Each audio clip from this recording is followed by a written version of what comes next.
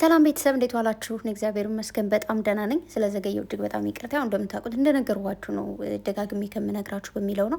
እንግዲህ ጨረቃዎቻችን ልጅ አዘውልናል። ልጁ መቼ ነው የሚመጣው አላቅም። መቼ ነው የተፈጠረው ደግሞ ትናንት ነው። ሰምታችኋል በደንብ እንደ ዛሬ ዝቅ አላቅም። እግዚአብሔርን ወይኔ ጉዴ ፈላ። ምን ይሻላችኋል ግን እናንተ አዝጎች ማለት ነው። ርዕሱን ሳይ ማለት ነው አልኩ በቃ ልጅ ተረገዘ። ከዛ ብሩኬ ደነገጠ። በቃ ሚይዘው ቢጨብጠው አጣው ምናምን ሳስረዝምላችሁ ማለት ነው። ርዕሱን እኮ ማርዘም ይፈልጋሉ፣ ግን ርዕስ ረዥም መጻፍ ስለማይችል ነው እንጂ እንዳለ ሀሳባቸውን እዛ ጋር ብሩኬ እንደዚህ ተባለ ከዛ ምናምናም ተብሎ ቢጻፍ ደስ ይል ነበር። ብቻ ለማንኛውም ቅምጥ ሊያረገዙ ስትል ብሩኬ ተደናበረ፣ ደነገጠ፣ ማመን አቃተው። በቃ ተደሰተ፣ ልልልል ምናምን አለ። አያ በለው ምናምን ነገር አለ። እሺ ምናምን ተባለ። ከዛ እነ ሚፍታ ምናምን ደግሞ አያ ሆ ምናምን አያ ሆ ምናምን ነገር አሉ። ብቻ ደስ ይላል። እኔ የምለው ማለት ነው የምር ግን እንደው በፈጣሪ ስራ ገባሽ አትበሉኝና እና ደግሞ አለግባ እንጂ የሰው ልጅ እንደተጋባ በአንድ ቀን ማለት እንትን ቢሆንስ ማለት አሁን እንደዚህ የሆነ ዛሬ ተጋብታችሁ ነገ ሆስፒታል ትሄዱ አርግዘሻል ማለት ተብሎ ቢነገርስ የሆነ ደስ ይላል። አንዳንድ ሰዎች የሚፈጥኑ ሰዎች አሉ ማለት ለመውለድ ቶሎ የሚፈልጉና ለእነሱ እየ ነው እንጂ እንኳን ቀስ ብል ችግር የለውም ልላችሁ ፈልጌ ነው። እና ለማንኛውም እኔ ባለፈው አልተናገርኩም። ቅምጥሌ ብሩኬን አትዘይ እባክሽ። እኔ ወደቀች ካሁን እያልኩ ማርያምን ነብሴ ስቅል ውርድ በቃ ደሜ ራሱ ጭምር ቅንስ ብሎ እኔ ነብሴ ጸጥ ልትል እንዲህ ምን አድርጌ ነው የምትሉኝ? እኔ ምን ላርጋችሁ እናንተ ልጆች? ምን ጉድ ነው? ተሸከሚ ያሉ ደግሞ እኮ ማለት ነው ፍፄና ሚፍታ እንዴት እንደሚሆን እንደዚህ ብለው ተጣመው ያያሉ እንዴ። መጀመሪያ እኮ እያገዟት ነበር። አይታችሁ ከሆነ በዚህ ትከሻውን ብሩኬን ይዘው ነበር ሚፍታን። ከዛ ደግሞ ፍፄ እግር ያዘ ምናምን እግሩን የብሩኬን ማለት ነው። እንደዛ እንደዛ እንኳን ይሻላል ምናምን እያሉ ከዛማ ቅምጥል ያሽከረከረችው ማለት ነው። ኧረ ትችላለሽ እንዴ! ከዛ በቃ ትችላለች አሉ። ብሩኬን መሸከም ትችላለች። የልጅን ጭቅጭቅ የልጅን በነገራችሁ ላይ ልጅ መውለድ እንደዚህ ቀላል እንዳይመስላችሁ ጋይስ። እግዚአብሔርን መጀመሪያ ልትወልዱ ስትሉ ኖርማል ሊመስላችሁ። እኔ ባልወልድም ከወለደች ቴቃ አብሬ አድጌያለሁ። የሆነ እንዴት መሰላችሁ፣ ሌላውን ወጩ ምናምን ተውት። ወጩ ዝም ብሎ ነው፣ ወደ ጎን አድርጋችሁ ተውት። የልጅን ወጭ ግን በስመ አብ ወልድ ወመንፈስ ቅዱስ የልጅን ጸባይ መቻል ማለት ደስ ይላሉ እኮ ፍቅር ናቸው ልጆች ምናምን። ግን በተለይ 1-2 ዓመት ምናምን 1 ዓመት ከምናምን እስኪሆናቸው ድረስ መናገር ማውራት ምናቸው እንዳመማቸው መናገር እስኪችሉ ድረስ ኧረ በእመቤቴ በጣም ከባድ ነው። በቃ ልጃችሁ ባለቀሰ እኔ ባልወለድኩት ልጄ ያው የእህት ልጅ እህቶች ወንድሞች ግን ኑሩልን። ባንወልድም የልጅን ጣዕምን አይተናል። እኔ የልጅ ጣዕሙን አይቼ ጨርሻለሁ። እግዚአብሔርን ምንም አጓጓኝ እውነት ለመናገር ማለት መውለድ እኮ እፈልጋለሁ ምናምን፣ ግን ኦኬ ይሁን። እንዴት ነው ልጅ ማሳደጉ የልጅ ጸባዩ ባህሪ ምናምን የሚለውን ነገር አውቀዋለሁ በደንብ። እና ምንድን ነው የምሬን ነው የምላችሁ፣ ልጃችሁ ሲያለቅስ እኩል ነው የምታለቅሱት። የሆነ ነገር ሲሆን እኩል ነው። ምን እንደሆነ ምን እንደተሰማው ለምን እያለቀሰ እንደሆነ አይገባችሁም። ብዙ ነገሮች አሉ ለልጃችሁ ስትሉ ምናምን ብዙ ነገር አለና ስለዚህ ለዛ ነው ብሩኬን እንግዲህ ስንት ኪሎ ነው እያሉ ነበረ። ብቻ ለማንኛውም ያው እነሱ ያሉት ለማሳደጉ ምናምን ሳይሆን ቅምጥሌ ቅጫጫ ስለሆነች ያው ነፍሰ ጥሩነቱን ትችላለች ወይ እንደማለት ነው። እና ለነገሩ ማለት ነው ልንገራችሁማ፣ ሴትዮን የሆነ ቀን ቁጭ አድርጌ ስለ እርግዝና እየጠየኳት ነበር። እመቤቴን ሞኝ አትበሉኝ፣ ግን ስለ እንደዚህ አይነቱ የሆነ ወሬ እያወራ ነበር አላውቅም። እና ከዛ እኔ የምለው ግን የሆነ ፊልም እያየ መሰለኝ አላውቅም። ከዛ ነፍሰ ጥሩና እየሰራች መሰለኝ። ከዛ እንዴት ነው ግን እንደዚህ ልትሰራ የምችለው ነፍሰ ጡር ምናምን ስላት፣ አረ ኖርማል እኮ ነው እኔ እንኳን በቃ እስክወልድ እየሰራው ነው የምወልደው እና ምንም አይነት እንትን የለውም አለች ማለት ነው። የፈጣሪ ስራ ነው ምንም በቃ ለሚያይ ሰው ይከብዳል ምናምን ብለን እናስባለን፣ ግን አሉ እውነት የሚያማቸው የሚከብዳቸው እንደየሰው ሊለያይ ይችላል። እና ክብር ለእናቶች ልላችሁ ነው በዛው አጋጣሚ ማለት ነው። ለእናቶች ለእህቶች በደንብ ክብር ይገባቸዋል። ዝም ብላችሁ ባገኛችሁት አጋጣሚ አትዝለፏቸው። አዎ በየትኛውም አጋጣሚ ባገኛችሁት አጋጣሚ ምንም አይነት ሴት ትሁን ቆንጆ ትሁን አትሁን፣ ትልቅ ሰው ትሁን ትንሽ ሰው ትሁን፣ ሀብታም ትሁን ድሃ ትሁን፣ ማክበር ጀስት ማክበር። ኦኬ አክብሯቸው፣ በደንብ መከበር ይገባቸዋል። በዛውም እኔን አክብሩ ማለት ነው። ሰምታችኋል። እና ለማንኛውም ሚፍታም እንዲሁም ደግሞ ፍፄማ እኮ ደስ አለው። እንዴት ነው አንተ ምን አገባህ እያለው ነበር። እንትና ሚፍታ ካካ ነው ብሎናል። እሺ ካካ ነው አይሆንም።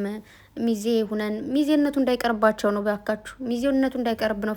ማን ሚፍታ ገብቶኛል። አዎ እና ሚዜነቱ እንዳይቀር ነው። አይቀርም እኮ ማለት ቢወልዱም ይጋባሉ። ግን ሚፍታ ጎበዝ፣ እውነቱን እኮ ነው። ግን አይቻልም እንደዛ። ካካ ነው። አዎ ደስ አይልም። ችግር የለውም ሊጋቡ ይችላሉ ምናምን። ግን ማን እንደ ክብር ማለት ማን ቀድሞ ተጋብቶ 80 የሚባለውን ነገር አስሮ እንዴ። ስለ 80 ደግሞ እያወራችሁ ነበር። 80 ሲቀደድ ነው እንዴ 80 የሚባለው? እኔ ደግሞ ሲጋቡ ነው የ80 ወረቀት ይጻፍ ምናምን ይባላል።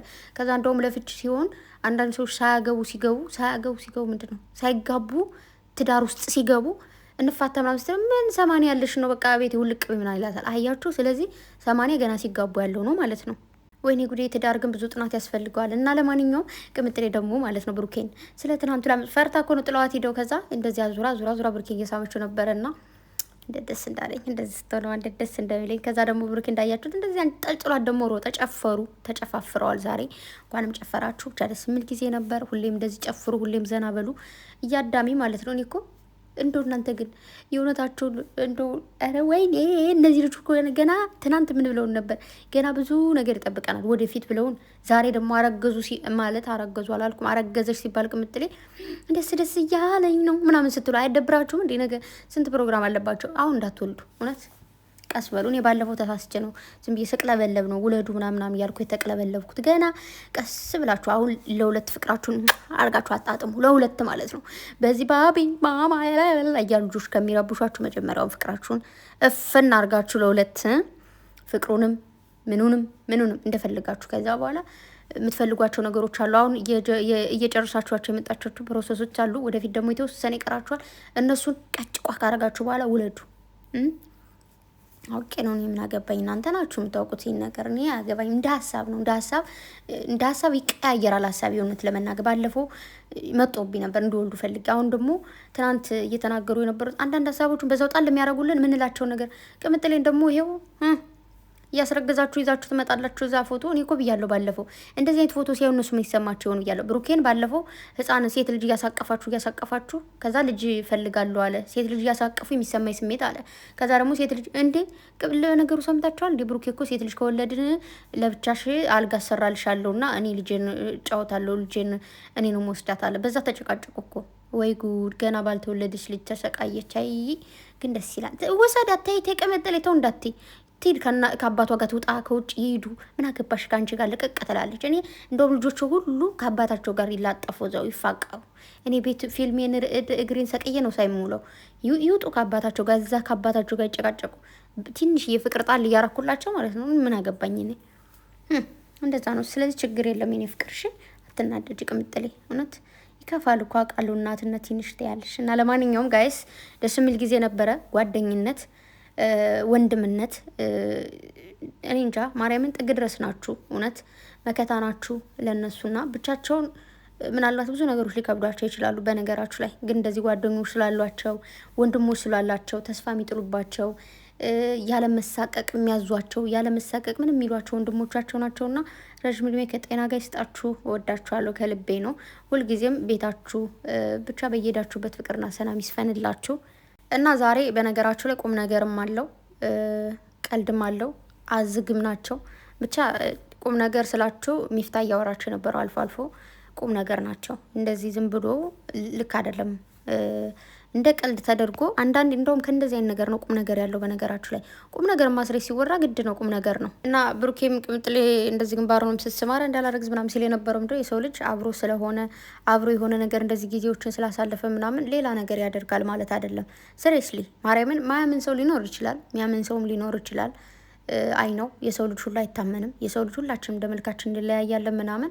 ግን ጀስት አሁን ፍፄ እያለ የነበረው ነገር ነበረ። ምን ችግር አለው ከወለዱ በኋላ ወይም ደግሞ ካረገዘች በኋላም ቢሆን መጋባት አለው እያለ ነበርና አይ ነው እሱ እንኳ ኖርማል ነገር ነው። ግን ክብር ሆኖ ግን ከክብር ላይ ደግሞ የሆነ እንደየቦታው ማለት ነው። ለምሳሌ አሁን ነፍሰ ጡር ሁናን ቢያገባት ያው ነው አከበራት ነው። ግን ደግሞ ነፍሰ ጡር ሳትሆን ሲያገባት ደግሞ ምንድን ነው ፈርስት እንትን ምንድን ነው የሚባለው ክብር፣ በቃ በደንብ ክብር ማለት ነው። ኦኬ። እና የክብርም ልዩነት አለላችሁ ፈልጌ ነው። ፈርስት ሰከንድ ምናምን እያሉ ይሄዳሉ። ምናልባት ላይ ገባን ይችላል። ግን እኔ እንደተረዳሁት እንዴት አድርጌ ላስረዳችሁን ያልገባኝም ማለት ለእናንተ ለማስረዳት ለእኔ በደንብ ነው የገባኝ። ብሩኬም ደግሞ እንደመጣ እንደ ምናምን ነገር እያለን ማለት የሆነ አንዳንድ የሆነ ነገር ሲፈጠር ሲሆን የምታውቁት ነገር አለ አይደለ? ለራሳችሁ ይገባችኋል። ከዛ በፊትም የሆነ ነገር ሆኖ ቢሆን ምናምን ብሩኬ ይደናበር ነበር ነው። ስለዚህ እግዚአብሔር ይጠብቃችሁ። እውነት ለመናገር ደስ የሚል ጊዜ ነበረ። ሁልጊዜም እንደዚህ ፈታ በሉ ብቻ በጓደኛ መሀል እንደዚህ ይህ ጊዜ አልናፈቃችሁም ጋይስ? ግን ማርያምን ጓደኛ ጋር ጊዜ ማሳለፍ የሆነ ሰው ጋር ጊዜ ማሳለፍ ምናምን ይናፍቃል። ስለዚህ እሱን ያደርግልን ማለት ፈልጋለሁ። በተረፈ ግን ቅምጥሌ ደግሞ ሚፍታ እንዴት እንዳሳዘነኝ አንተ ስታወራ በቃ እያስመለሰኝ ነው እያለች ነበረና እያዛገቻቸው ነበር። የኔ ፍቅር ሁሌ እንደዚህ አዝጌ፣ አንዳንዴ ግን የሆነ ሁልጊዜ ቁም ነገር ሁልጊዜ ስረስ ሲሆን ግን አንዳንዴ ይደብራል። እና እንደዚህ የመጣቸው ደግሞ ፋፈሽ በሉ። በጣም ነው የምታምሩት እውነት። እና እንግዲህ ዛሬ ደግሞ ለሚዜነት በነገራችሁ ላይ እየተመለመሉ ነው። ምንድነው የሚባለው? እየተፈተኑ ነው። ብሩኬ እንደዚህ ሲሸከሙት ምናምን በቃ ያዋጣሉ አያዋጡ የሚለውን ነገር እያየ ነው። እና ጥሩ ነው እንደዚህ የመጣችሁ ሌሎቹ ጓደኛ እንደዚህ ብሩኬ እየተሸከማችሁ ምናምን አሳዩ። እኛም እንድንመርጥ በኋላ ምረጡ ብንባል እንኳን ለመምረጥ በቃ ፍፄና ሚፍታ ኦኬ ናቸው። ኦኬ እናማ ሌሎቻችሁም እየመጣችሁ የተሸከማችሁን እያችሁ ካልሆነ ግን አበባ በታይ ነው የምትሆኑት። ለወንድ ልጅ አበባ በታኝ አለው እንዴ? ምን አገባኝ። ይሆንም የሆነ ነገር አቀራራቢ እንዳትሆኑ።